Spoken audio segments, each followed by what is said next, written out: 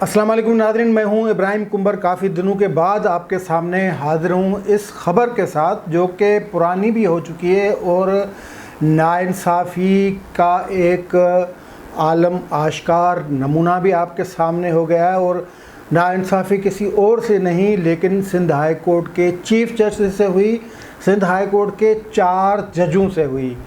जी बिल्कुल, Pakistan judicial commission का इजलास, जिस इजलास में सिंध हाई कोर्ट के चीफ़ जस्टिस अहमद अली शेख को उनकी मर्ज़ी के बग़ैर एडहॉक जज मुकर्रर करने की सिफारिश कर दी गई और ये सिफारिश सदर पाकिस्तान को भेज दी गई है।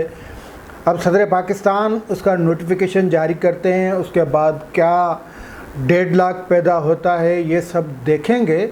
लेकिन यहाँ पे जो अटॉर्नी जनरल फॉर पाकिस्तान जो कि मायानाज वकील हैं और किसी मादी करीब में वो हक और सच की बात करने वाले एक वकील हुआ करते थे, उनको हमने सिंध के एडवोकेट जनरल के तौर पे भी देखा, उनको मुख्तलिफ़ केसेस में पेश होते हुए देखा।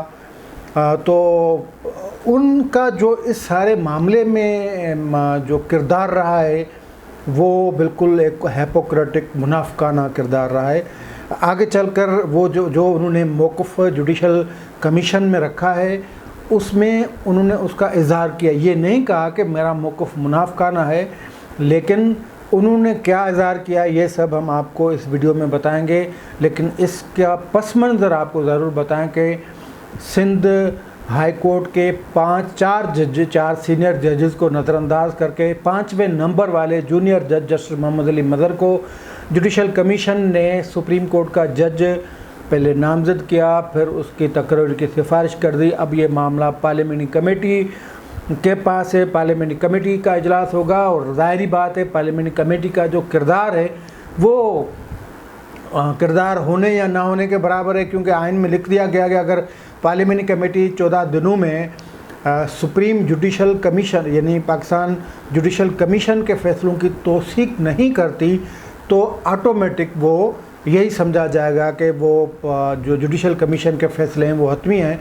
तो 14 दिनों में बैठना है, वो गुफ्तन निशस्तन बर्खास्तन ये कार्रवाई होती है पार्लियामेंट्री कमेटी के, यानी पार्लियामेंट्री कमेटी के पास ये इख्तियार हैं, पार्लियामेंट के पास ये इख्तियार हैं।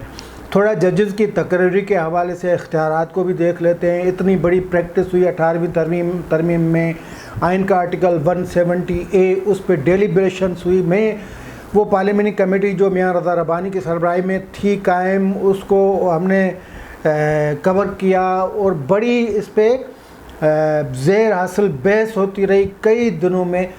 इसमें कई रुकावटें भी डाली गई क्योंकि ऊपर इफ्तिखार चौधरी साहब चीफ जस्टिस बने हुए थे, वो अपनी मंशा और मर्ज़ी चाहते थे और वो अपने पावर्स में कट नहीं लगाना चाहते थे। इससे पहले तो चीफ जस्टिस के पास ही इख्तियार होता था, वो जिसको नामज़द करे, जिसको चाहे भर्ती करे, जिस अदालत में चाहे भर्ती करे। लेकिन आइन के आर्टिकल 170A के तहत फिर जुडिशल कमीशन बना और मुख्तलिफ़ फोरम्स के लिए मुख्तलिफ़ जुडिशल कमीशंस ने काम शुरू किया। फिर उसमें जजेस जो सीनियर जजेस हैं उनके साथ बाकी जो नुमाइंदगी, पाकिस्तान बार की नुमाइंदगी, सुप्रीम कोर्ट बार की नुमाइंदगी, फिर कानून यानी इंतज़ामी हुकूमत की भी नुमाइंदगी शामिल थी, अटॉर्नी जनरल को भी उसका मेंबर बनाया गया। तो ये जुडिशल, लेकिन अब भी हालत ये है जुडिशल कमीशन भले कितना भी बाख्तियार उसको आप कहें, जजों के मामले में मुशावरत का किरदार का नाम दें उसको या पार्लियामेंट के इख्तियारात का नाम दें, लेकिन नहीं होता। ये ताज़ा 2 सबूत हैं। एक सबूत ये है कि सिंध हाई कोर्ट के 4 सीनियर तरीन जजों को बाईपास करके 5वें नंबर वाले जस्टिस मोहम्मद अली मदर को सुप्रीम कोर्ट में एलिवेट कर दिया गया। उसका नाम इनिशिएट किया था चीफ जस्टिस ऑफ पाकिस्तान ने, पाकिस्तान बार ने हड़ताल भी की, लेकिन उसके बावजूद जो नाम इनिशिएट हुआ उसकी ही हतमी मंजूरी हुई। तो फिर इसमें पाकिस्तान जुडिशल कमीशन का तो कोई किरदार नहीं रहा, चीफ जस्टिस का ही किरदार था। उन्होंने नाम इनिशिएट किया, उन्होंने वो मंतक़े अंजाम तक पहुंचा और वो अब 14 दिनों के अंदर सुप्रीम कोर्ट में बैठ जाएंगे। तो ये मतलब जुडिशल कमीशन ने कोई ऐसा तीर नहीं मारा। तो जो कानून साज या आइन साज पार्लियामेंट्रियन हैं उनको फिर इसका जायज़ा लेना चाहिए।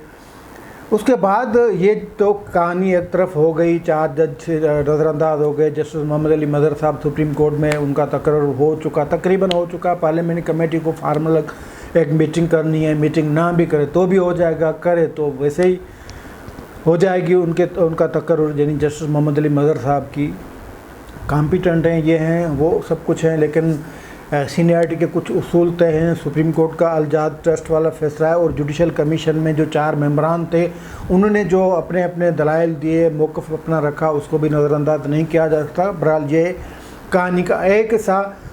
कहानी का दूसरा हिस्सा जस्टिस अहमद अली शेख जो कि सिंध हाई कोर्ट के चीफ जस्टिस हैं, और अगर उनको एलिवेट करके सुप्रीम कोर्ट में मुकर्रर किया जाता है तो 2026 तक वो सुप्रीम कोर्ट में बतौर जज काम करेंगे।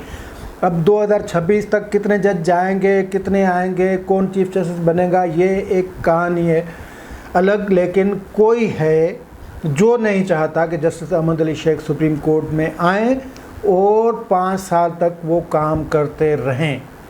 अब जस्टिस अहमद अली शेख के इतने कोई बोल्ड किस्म के डिसीजन भी नहीं, मतलब और जस्टिस अहमद अली शेख पे यही जुडिशल कमीशन में बात हुई कि उनके रिपोर्टेड केसेस नहीं, इंतज़ामी मामलात में वो इतने जकड़े रहते हैं कि कोई रिपोर्टेड उतने फैसले नहीं जितने फैसले जस्टिस मोहम्मद अली मज़हर के हैं।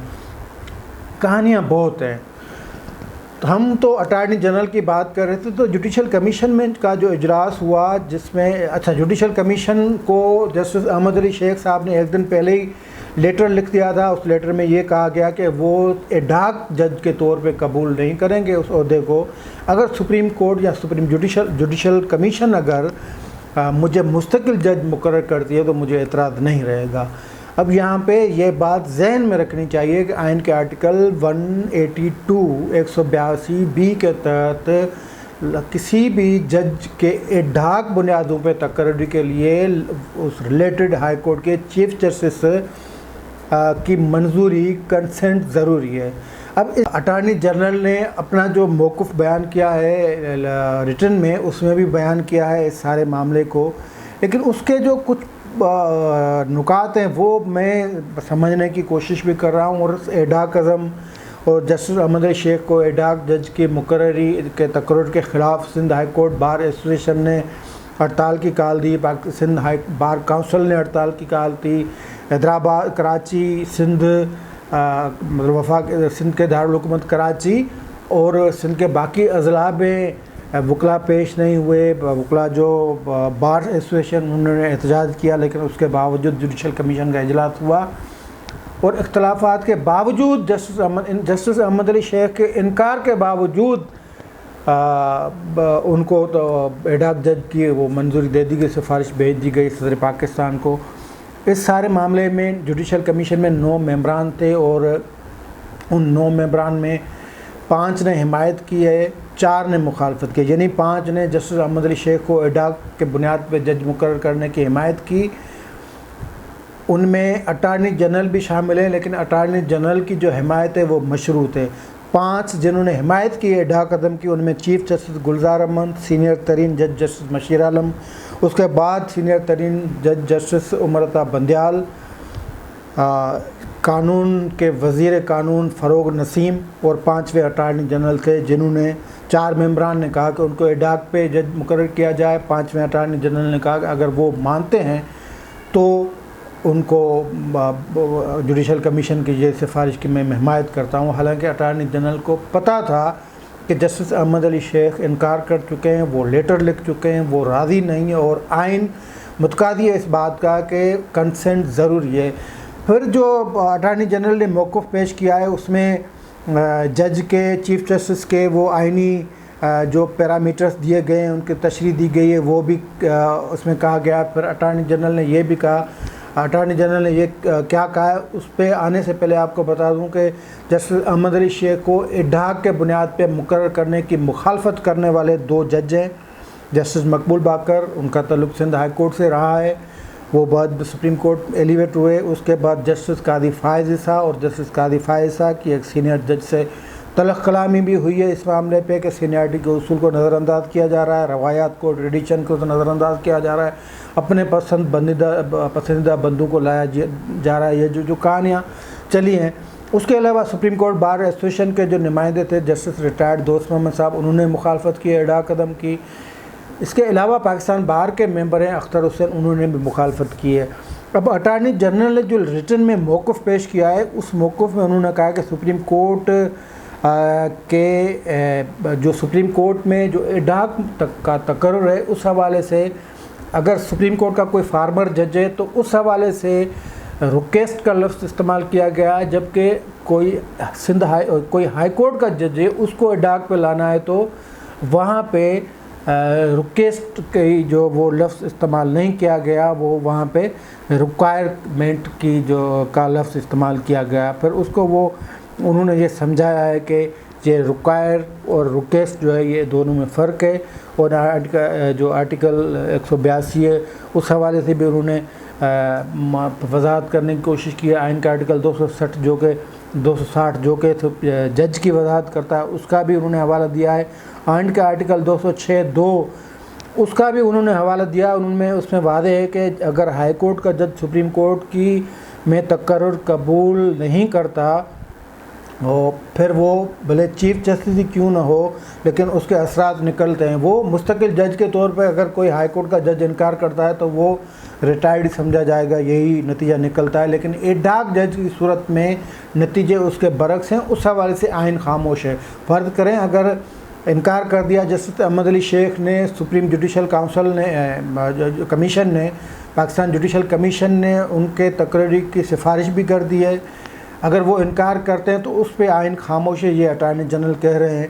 लेकिन अटार्नी जनरल आगे चल के अहम बात करते हैं जिसका उन्हें पहले पता था और उन्होंने वो बात पहले नहीं बताई। वो कहते हैं कि ये मेरी एडवाइस थी कि जस्टिस अहमद अली शेख को सुप्रीम कोर्ट में एडाक जज मुकर्रर किया जाए, क्योंकि एक तो सिंधी ज़बान बोलने वाला जज सुप्रीम कोर्ट में मौजूद नहीं, एक सबब यह है। दूसरा सबब जो सिंध हाई कोर्ट के हालात हैं, हज़ारों केसेस जो अल्तवा में पड़े हुए हैं, ये दो असबाब थे। इसलिए मैंने ज़रूरी समझा कि इदारों में ऐसा तासुर ना हो, इदारे तमाम लोगों के अकास होने चाहिए। ये अटार्नी जनरल की दलील है। लेकिन अटार्नी जनरल साहब को सब पहले पता था। अटार्नी जनरल साहब ने जब 4 सीनियर जज बाईपास हो रहे थे, नज़रअंदाज हो रहे थे, तब भी वो उन अक्सरियत की तरफ थे, यानी चीफ जस्टिस ऑफ पाकिस्तान की तरफ थे, सुप्रीम कोर्ट के सीनियर जज की तरफ थे, वो लॉ मिनिस्टर की तरफ थे, उनकी हिमायत कर रहे थे। और जब जस्टिस अहमद अली शेख का एडाक बुनियादों पे तकर्रुर का मामला आया तो भी वो उसी तरफ उनका पलड़ा अपना पासा जो उसी तरफ रहा जहाँ पलड़ा भारी था, यानी जहाँ चीफ जस्टिस और लॉ मिनिस्टर खड़े थे। तो फिर ये वजाहत देने की ज़रूरत नहीं कि सुप्रीम कोर्ट में सिंधी जज नहीं। सुप्रीम कोर्ट में कई अरसा ऐसा गुजरा है जहाँ पे सिंधी जज नहीं रहे, और सिंधी बाकी वफाकी इदारों में सिंधी कितने हैं वो भी सबको पता है। फिर ये उज़र देने का कोई रीज़न नहीं बनती। अगर आप अटार्नी जनरल साहब को ये इल्म में था कि सुप्रीम कोर्ट में कोई सिंधी ज़बान बोलने वाला जज नहीं, तो फिर उनको हिमायत करनी चाहिए थी पहले ही। जस्टिस अहमद अली शेख की, जस्टिस मोहम्मद अली मज़हर जो है उनके जब उनका तकर्रुर हो रहा था, उनकी सिफारिश हो रही थी, तो उनकी हिमायत उन्होंने नहीं की, जस्टिस अहमद अली शेख की।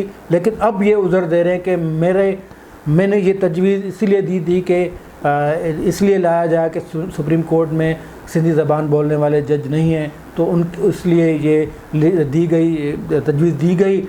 लेकिन ये मशरूत है। अगर जस्टिस अहमद अली शेख साहब कबूल नहीं करते इस सिफारिश को, तो फिर मेरी हिमायत उनके साथ हो गई। अगर वो कबूल करते हैं, यानी अटार्नी जनरल ने ख़ुद को बीच में छोड़ दिया है। वो एक तरफ उनकी भी हिमायत कर रहे हैं, जस्टिस अहमद अली शेख साहब की भी, और इस तरफ चीफ जस्टिस ऑफ पाकिस्तान की भी कर रहे हैं हिमायत। यानी दोहरा मयार इख्तियार कर रहे हैं, और इसी को सादा अल्फाज में मुनाफकी कहते हैं। अगर अटार्नी जनरल कल मुनाफकी ना करते तो हो सकता है कि जुडिशल काउंसिल की, जुडिशल कमीशन की ये सारी प्रैक्टिस वो भी अपने मतलब कोई फ़ैसला न कर पाती, इस प्रैक्टिस से कोई फ़ैसला न होता, और फ़ैसला जस्टिस अहमद अली शेख के हक़ में होता। अगर अटॉर्नी जनरल ये मुनाफ़िकत ना करते तो भी जस्टिस अहमद अली शेख मतलब जस्टिस मोहम्मद अली मज़हर की जगह justice Ahmed Ali Sheikh supreme court में आ सकते थे। लेकिन सब कुछ क्या कराने के बावजूद अटॉर्नी जनरल अब कह रहे हैं कि सुप्रीम कोर्ट में सिंधी ज़बान बोलने वाला कोई जज नहीं, इसलिए मैंने ये वो तजवीज़ दी थी। अब वो तजवीज़ तो आ गई, सुप्रीम जुडिशल काउंसिल की सिफारिश भी आ गई।